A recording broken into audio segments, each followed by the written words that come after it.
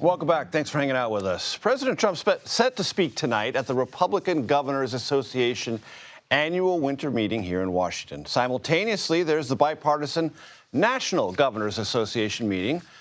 President won't be there, but I bet he's going to be a focus of some conversation, especially from Democratic governors who have a lot to say about the president. President Donald Trump tweeted, "Long live the king." I'm here to say New York hasn't labored under a king in over 250 years. And we sure as hell are not going to start now. Let me give credit to the Trump administration. We have seen FEMA operating just like they did in the previous storms and tornadoes we faced. We are getting full cooperation right now, and our declaration got turned around by the president in near record time. Two Democratic governors there, Kathy Hochul from New York, Andy Beshear of Kentucky. Ofirah Yheskel joins me now. She is the Director of External Affairs for the Democratic Governors Association. It's great to see you. Thanks for joining us. Thanks for having me, Major. What is the state of Democratic governors and their orientation to the early and aggressive actions from the Trump administration?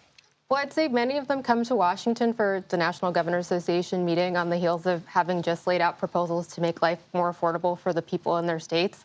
And I think they come to a Washington controlled by Republicans who seem focused on doing the exact opposite. Trump said on day one that he was going to be focused on cutting costs.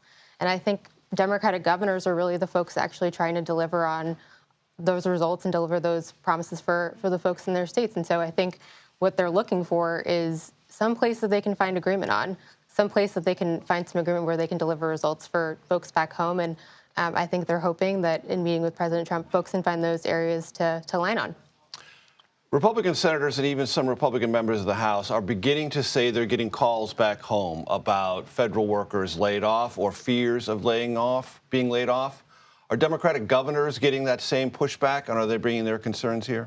Absolutely. There are total concerns about what these layoffs mean for folks in their states. I think you just heard from Governor Beshear talking about what FEMA looks like. Obviously want that sort of praising FEMA's efforts. Praising FEMA, and obviously want that sort of disaster response to maintain at the same level. We have a governor's race this year in Virginia.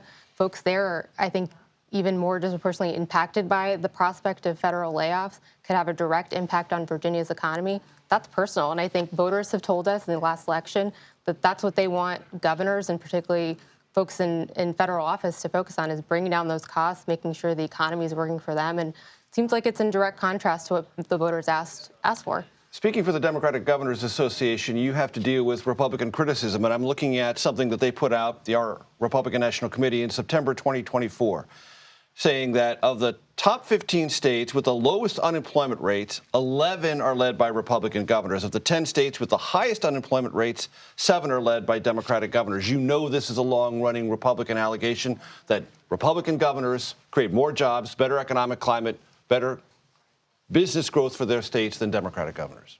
I simply don't think that's true, Major. I think Democratic governors are laser focused on bringing in jobs to their states. Governor Beshear, who you just highlighted, has brought in record job growth to the Commonwealth of Kentucky, is a Democratic governor in a typically held Republican state. And I think all of our governors are laying out economic proposals like tax cuts, which you typically hear from Republicans. They're focused on making housing more affordable. They're the ones who are talking about how they're going to make progress for folks in their daily lives. And what we're hearing from Republicans is the exact opposite. They're talking about cutting critical programs that would impact people's health care, their ability to put food on the table. And I think the other contrast here is that Democratic governors are really protecting people's freedoms. That's something that we heard loud and clear from voters that they wanted to see. And that's been a winning combination, as we've seen on the statewide level, in electing Democratic governors. We've got a great number of them who I think are really the path forward for our party and really able to deliver results for people in their states and are working hard to do it. And I think the contrast here in Washington is on pretty clear display here for NGA. Ofirah Yheskel with the Democratic Governors Association. Thanks for being here. I appreciate it very much.